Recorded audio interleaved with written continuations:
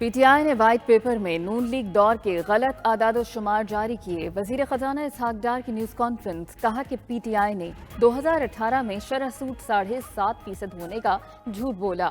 P T I کے دور میں دواؤں کی قیمتوں میں 500% اضافہ ہوا۔ سابق دور میں 55 لاکھ نہیں 32 لاکھ نوکریاں پیدا ہوئیں۔ موجودہ حکومت نے 6 ماہ میں 3,429 ارب روپے کے ٹیکس محاصل حاصل کیے۔ مالی سال میں 7,470 ارب کی ٹیکس وصولی کریں گے۔ عام انتخابات کا پیغام دے دیا گیا ہے، قوم تیاری کرے۔ سابق وزیر داخلہ شیخ رشید کا بڑا دعویٰ۔ شیخ رشید نے ٹویٹ میں لکھا، الیکشن کا شیڈول طے کرنا باقی ہے، انتخابات ہی ملک میں سیاسی اور معاشی استحکام لائیں گے۔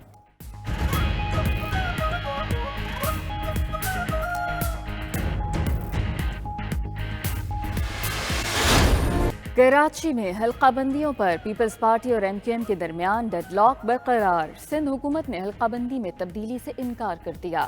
درمیانی راستہ نکلا، نہ ہی حکومتی اتحاد کی دوسری میٹنگ طے ہو سکی۔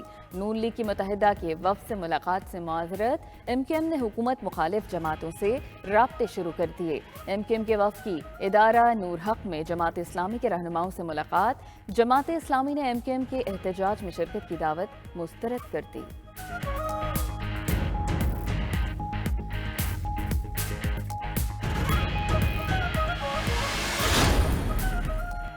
خالد مقبول صدیقی کہتے ہیں، ایم کیو ایم اور جماعت اسلامی سمجھتی ہیں بلدیاتی الیکشن ہی بنیادی ضرورت ہے، انتخابات میں سب کو برابری کا موقع ملنا چاہیے، مگر سندھ میں ایسا نہیں لگتا۔ جماعت اسلامی کے نعیم الرحمان نے کہا، 6 سال تک بلدیاتی انتخابات نہیں ہو سکے، اس دوران ایم کیو ایم سندھ حکومت میں شامل تھی۔ بلدیاتی انتخابات اور اسٹوڈنٹ یونین کے انتخاب کو اہم سمجھتے ہیں، ہر دفعہ فوکس ہوتا ہے بلدیاتی انتخابات ہونے چاہیے۔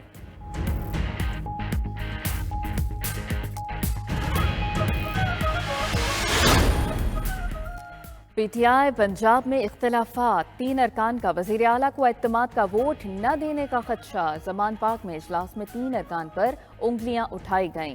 عمران خان نے اعتماد کے ووٹ کے لیے پارٹی رہنماؤں کو ٹاسک سونپ دیے۔ کہا کہ 11 جنوری سے قبل ہر صورت اعتماد کا ووٹ لیا جائے۔ اس وقت پی ٹی آئی اور قافلی کو 187 ارکان کی حمایت حاصل ہے۔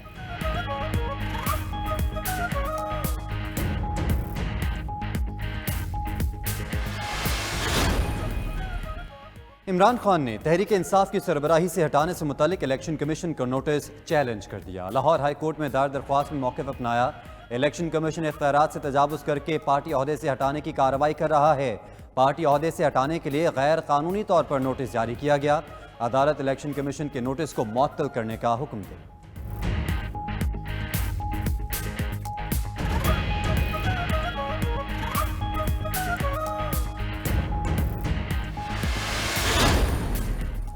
حکومت سنبھالی تو انتہائی مخدوش حالات تھے۔ کوئی شک نہیں کہ آج مہنگائی عروج پر ہے۔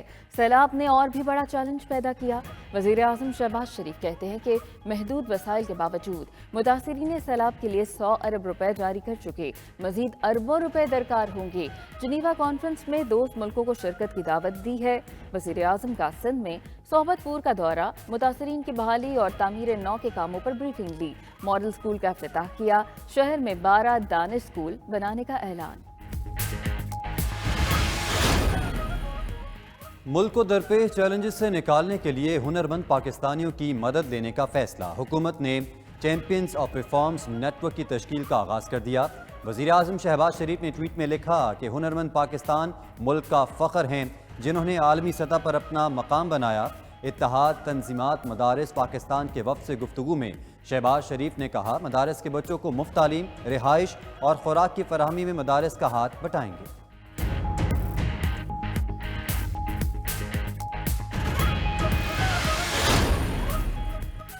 وفاقی وزیر منصوبہ بندی احسن اقبال کا کہنا ہے کہ توانائی بچت پلان بہتر مستقبل کے لیے ہے۔ معیشت کی بہتری کے لیے سب کو مل کر محنت سے کام کرنا ہوگا۔ وسائل کے ضیاع اور غیر ضروری اخراجات کو روکنا ضروری ہے۔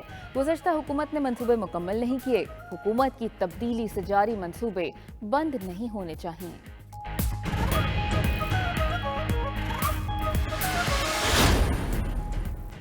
وفاقی حکومت کے توانائی بچت پلان پر پہلے روز عمل درآمد نہ ہو سکا۔ بیشتر شہروں میں دکانیں 8:30 بجے کے بعد بھی کھلی رہیں۔ پنجاب اور خیبر پختونخوا کی حکومتوں نے دکانیں جلد بند کروانے کا فیصلہ مسترد کر دیا۔ وفاقی حکومت پر مشاورت کے بغیر ہی فیصلے کرنے کا شکوہ، معاملہ صوبائی کابینہ میں لے جانے کا کہہ دیا۔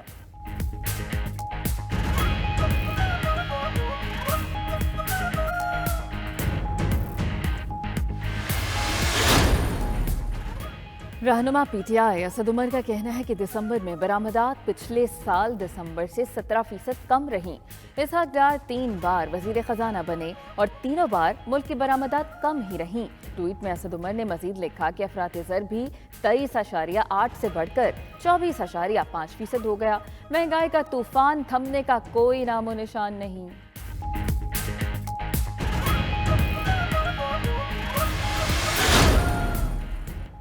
وزیر اعلیٰ خیبر پختونخوا محمود خان کہتے ہیں رجیم چینج سازش کے تحت قائم وفاقی حکومت خیبر پختونخوا کے فنڈز نہیں دے رہی، صوبے کا حق نہیں دیا تو چھین کر لیں گے۔ قبائلی عوام کے ساتھ 100 ارب روپے سالانہ کا وعدہ کیا گیا تھا، صرف 5 ارب جاری کیے گئے۔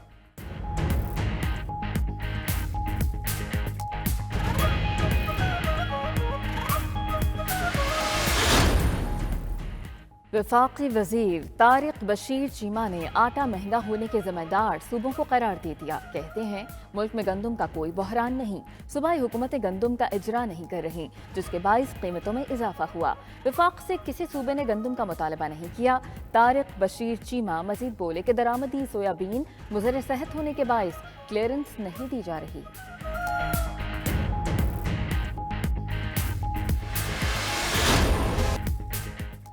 ملک میں آٹے کے بعد چکن کی قیمتیں آسمان پر، صرف 1.5 ماہ میں مرغی کی قیمت 250 روپے فی کلو تک بڑھ چکی۔ کراچی میں چکن 580، کوئٹہ میں 550 اور لاہور میں 530 روپے کلو بکنے لگا۔ پشاور میں زندہ مرغی 365 روپے کلو میں فروخت۔ حکام بالا کے کانوں پر جوں تک نہ رینگی۔ کوئٹہ سمیت دیگر شہروں میں انڈے بھی فی درجن 300 روپے کے ہو گئے۔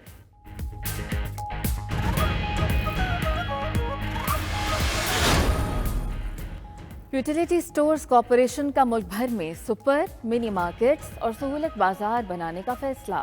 حکام کے مطابق مختلف شہروں میں 353 سپر منی مارکیٹس بنائی جائیں گی۔ پنجاب، سندھ اور گلگت بلتستان کے 5 شہروں میں مارکیٹیں اور سہولت بازار بنائے جائیں گے۔ سہولت بازار، منی سپر مارکیٹیں جہاں پر شہریوں کو سستی اشیاء دستیاب ہوں گی۔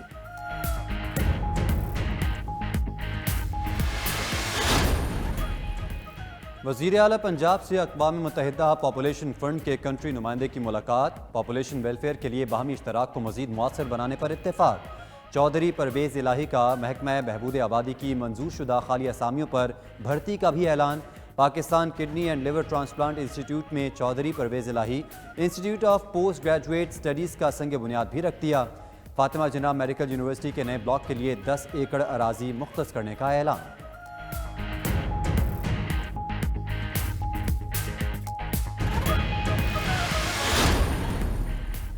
لاہور، شیخوپورہ اور ملحقہ شہروں میں زلزلے کے جھٹکے، شہری کلمہ طیبہ کا ورد کرتے ہوئے گھروں اور دفاتر سے باہر نکل آئے۔ زلزلے کے ساتھ زمین سے گڑگڑاہٹ بھی سنائی دی۔